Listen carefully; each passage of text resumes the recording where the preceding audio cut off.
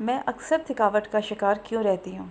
ये वो सवाल है जो हम में से अक्सर अफराद आम तौर पर करते दिखाई देते हैं। आज की इस वीडियो में हम जानेंगे कि थकावट की क्या वजूहात हैं, उसकी अलामात और उसके क्या कुदरती इलाज हैं। सबसे पहले हम जानेंगे कि थकावट की क्या वजूहात हैं। नींद की कमी, बहुत ज़्यादा सोना, फजर और असर के बाद सोना, स्ट्रेस यानी डिप्रेशन, खौफ, पानी की कमी, ऑक्सीजन की कमी भी थकावट की अलामत हो सकती है।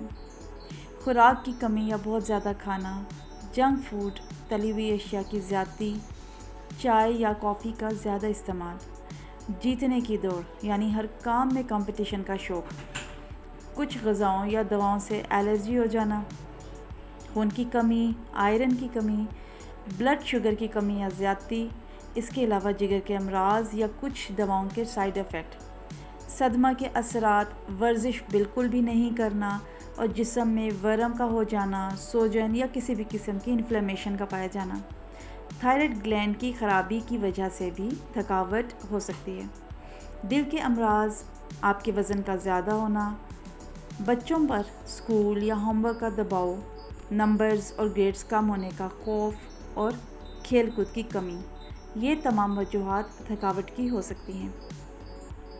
अब हम जानते हैं कि थकावट यानी टायर्डनेस की अलामात क्या हैं।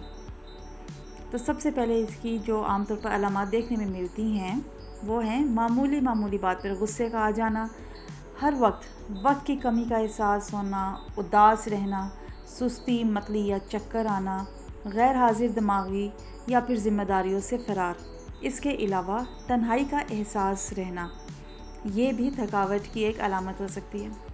अगले लेक्चर में हम जानेंगे थकावट के चंद कुदरती इलाज। हमारे चैनल को सब्सक्राइब करें, हमारी वीडियो को लाइक और शेयर करना मत भूलें।